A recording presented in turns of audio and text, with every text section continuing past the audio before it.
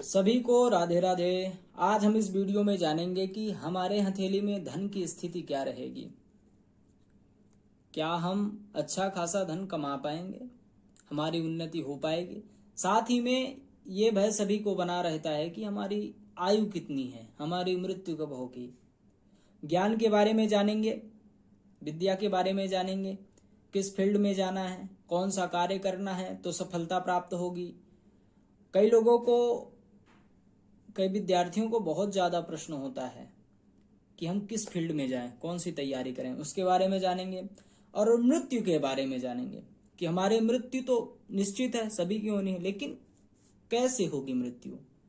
जल से होगी, स्थल से होगी, कष्ट भोग के जाना पड़ेगा कि सीधे डायरेक्ट पहुंच जाएंगे। ये प्रश्न बहुत लोगों का रहता है। उसके साथ ही साथ जानेंगे कि आपका कर्म कैसा रहेगा। कर्म तो सभी करते हैं, लेकिन कोई अच्छा करता है, कोई बुरा करता है।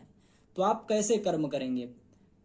पूर्व जन्म के भी कर्म आपके साथ सन्निहित हैं, तो क्या अच्छे फल देंगे या बुरे फल देंगे। जानेंगे कि क्या हम करोड़पति बन पाएंगे या नहीं। उसी के साथ हम देखेंगे शुभ और अशुभ रेखाएं। आप इस चैनल में नए हैं तो पहले चैनल को सब्सक्राइब कर लें। चलिए आगे बढ़ते हैं। सबसे पहले आप समझिए कि जब भी हम नौकरी की बात करते हैं तो सूर्य सबसे पहले आते हैं। नौकरी तो हम सूर्य से ही देखते हैं, सूर्य पर्वत से। लेकिन उसके अलावा भी उनसे संबंधित बुध, शनि, गुरु, शुक्र, वैसे तो पूरी हथेली से ही नौकरी का संबंध होता है, लेकिन मुख्य रूप से नौकरी का संबंध सूर्य पर्वत से होता है। आप देखिए, सूर्य पर्वत उठा हुआ हो, यहाँ जो घेरा होता है वह आपका उठा हुआ हो, दबा हुआ नहीं हो, कोई क्रॉस ना बन रहा हो, उसमें कोई दबाव ना हो, ऐसे में नौकरी निश्चित रूप से मिलती ही है। दूसरा, हम धन के बारे में जानेंगे। तो बृहस्पति धन का कारक होता है।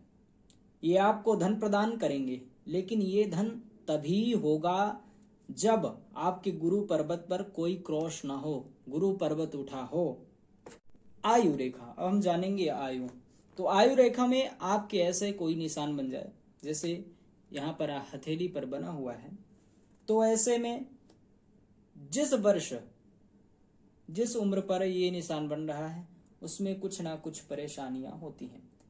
चाहे वो विद्या की रेखा हो, चाहे वो हृदय रेखा हो, चाहे कहीं भी ऐसा निशान बन रहा है, ये शुभ नहीं माना जाता। ऐसे लोगों का एक्सीडेंट होता है।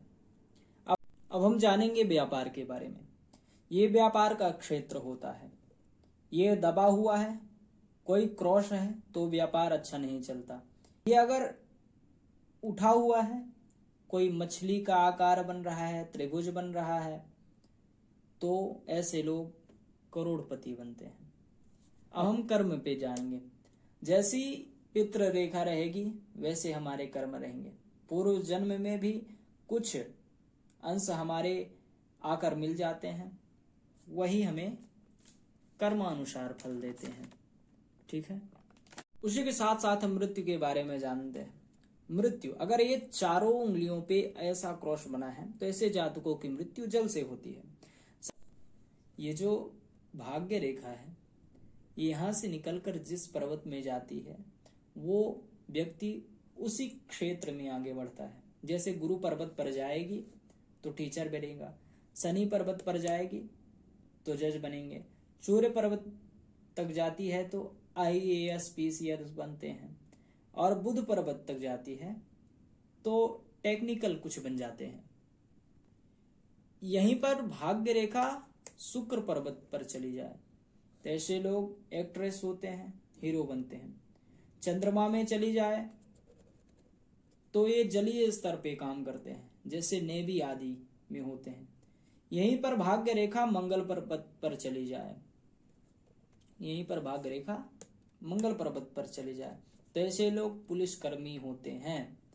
मात्र 2 से 3 मिनट में आप सभी को इतना कुछ बता दिया गया। अब आपका कर्तव्य बनता है कि आप हमारे चैनल को सब्सक्राइब करें, कमेंट करें और ज्यादा से ज्यादा अपने मित्रों को शेयर करें। जय श्री राम।